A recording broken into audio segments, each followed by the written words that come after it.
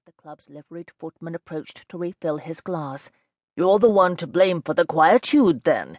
Give us a damned scandal, Haybury." Oliver inclined his head.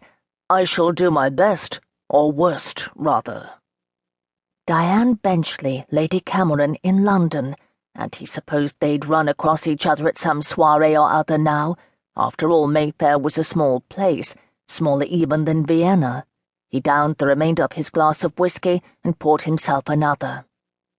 Mention of her name might have caught him unawares tonight, but when he saw her face to face, he wouldn't be the one flinching, not a muscle, not any muscle, and she'd best keep her pretty mouth shut as well, or he would be forced to do something unpleasant. "Are you wagering, Haybury?" Mandelin asked, "or are you taking up embroidery?" Gathering his less-than-pleasant thoughts back in for later private contemplation, Oliver glanced at the rack of spent cards and put £2 on the knave. In his experience, the knave always won. "Diane, you have a caller."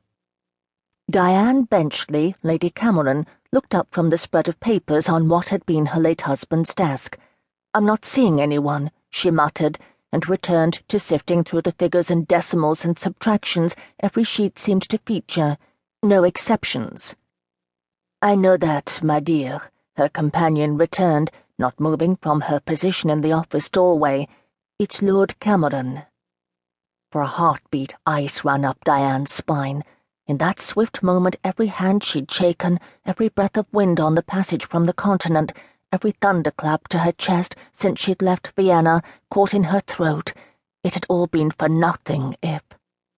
Swearing beneath her breath, she shook herself.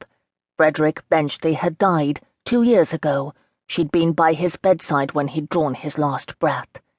She'd stood at his graveside when the pair of workmen had shovelled dirt into the hole where they'd placed his cheap pine coffin.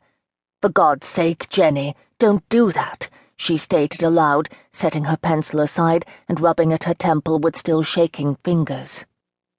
Alarm crossed her companion's face, and Genevieve Martin hurried deeper into the room. "Oh, good heavens, you know I meant the new Earl, of course. I never thought—" "Don't trouble yourself, Jenny. You did startle me nearly out of my skin, however. Where is Anthony Benchley?" "In the morning room. He asked for you, and then for tea." Diane pushed away from the desk and stood.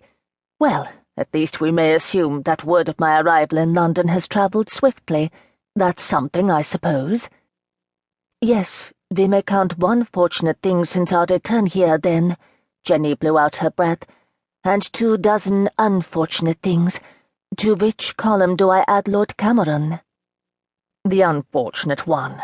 Come with me if you would. I want to be rid of him as swiftly as possible." "What do you think he wants?" Genevieve asked, in the light French accent that seemed to fade or intensify according to her mood. "Money, of course. That's what all the men of the Benchley family want, and as far as I've been able to determine, none of them are capable of keeping their hands on any of it they touch." She frowned. "And Adam House, most likely. He can't have that, either." "Perhaps he only wishes to reminisce," Jenny suggested dubiously.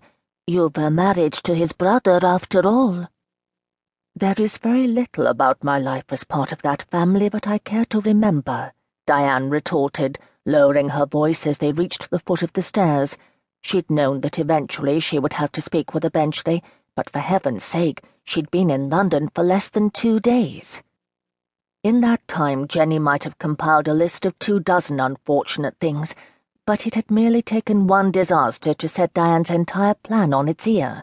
In fact, the only happenstance she could imagine that would make things worse would be if it were Oliver Warren, the Marquis of Haybury, waiting for her in her morning room. Anthony Benchley was an annoyance, nothing more. That thought actually steadied her as she stepped into the room.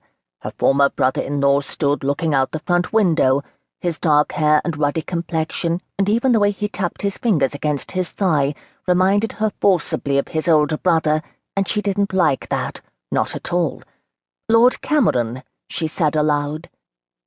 He started, then turned to look at her. "Diane," he returned, and walked forward.